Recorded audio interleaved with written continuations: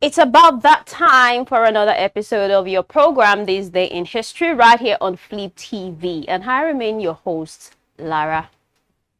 1886, modern hockey is born.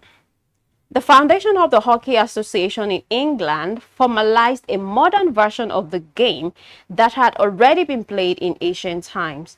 Ice hockey is believed to have evolved from simple stick ball games played in the 18th and 19th century in Britain, Ireland, and elsewhere, primarily bandy, hurling, and shinty. The North American sport of the lacrosse was also influential. These games were brought to North America and several similar winter games using the informal rules developed, such as shinny and ice polo, but were later absorbed into a new organized game with codified rules, which today is ice hockey. In 1896, an X-ray generating machine is exhibited for the first time by H.L. Smith.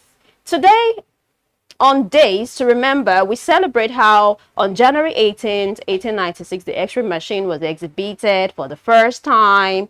Thanks to the years of research and development by many scientists and engineers, the X-ray machine was formally displayed by H.L., like I said before, H.L. Smith on January 18th, 1896.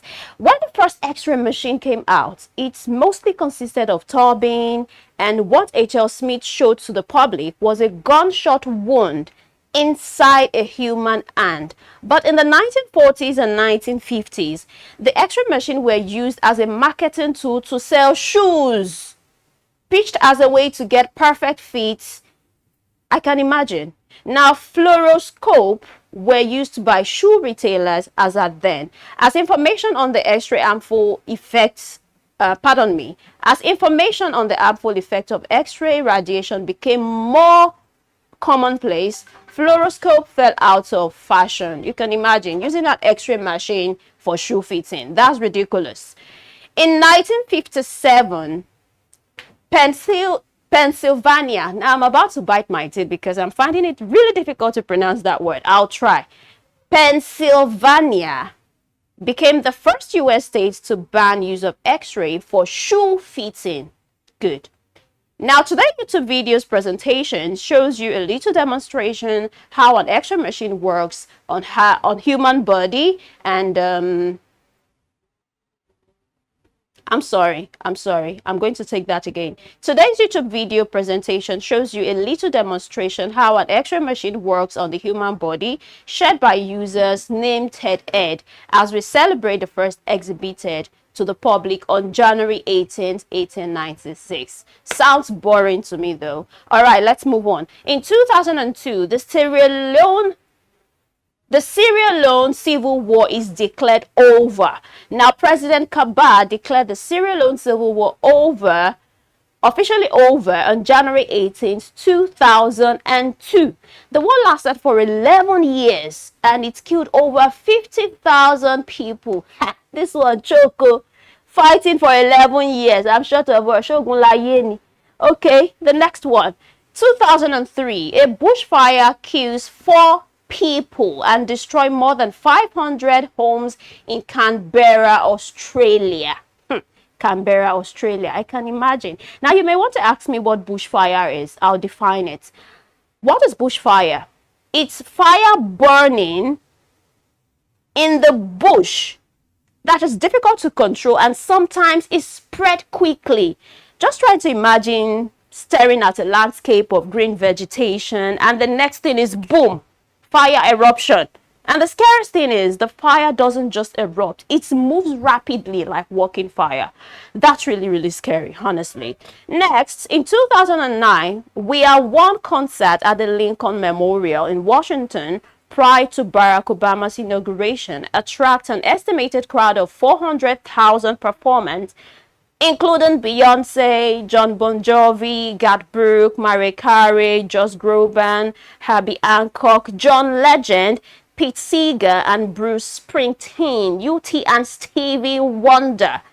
On 18th January 1893, the governor of Lagos, Gilbert pardon me, the governor of Lagos, Gilbert Thomas Carter, signed at Abeokuta a treaty for friendship and commerce with Oba Osokalu. I hope I pronounced that right.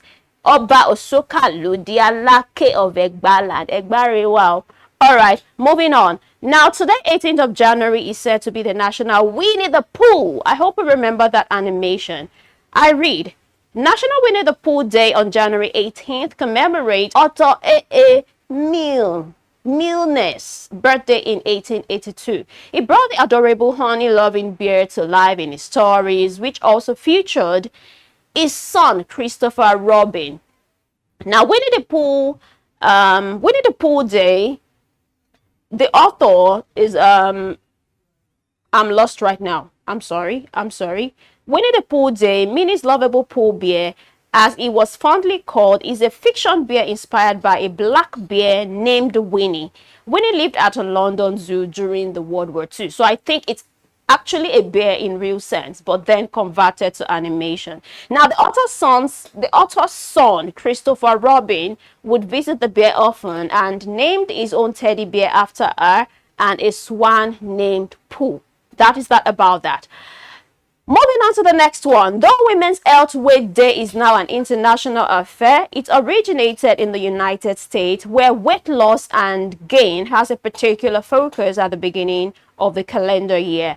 This day was found by Frankie Burge through an organization called the Healthy Weight Network, which is an organization that focuses on the fact that losing weight can be a risky behavior. Everybody wants to be like Bashan, Dikilo, Shelegongon. Okay, now, though Women's Healthy Weight Day is now a global phenomenon, it's originated in the United States, where weight loss and gain are particularly prevalent around the start of the calendar year. Frankie Burge launched this day through an organization called Healthy Weight Network, which emphasized the idea that reducing weight can be harmful practice.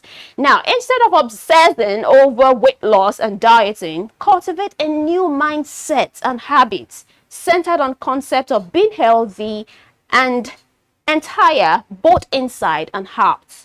Now, basic like going for a walk, being hydrated, and offering your body love are excellent beginning steps. Looking in the mirror and reflecting back love for your body is an excellent exercise for women to engage in. That is what we have for you today on This Day in History. Join us for another episode tomorrow, and don't forget to click the subscribe button if you're viewing for the first time and turn on the notification bell. Join us tomorrow for another edition of This Day in History right here on Flip TV.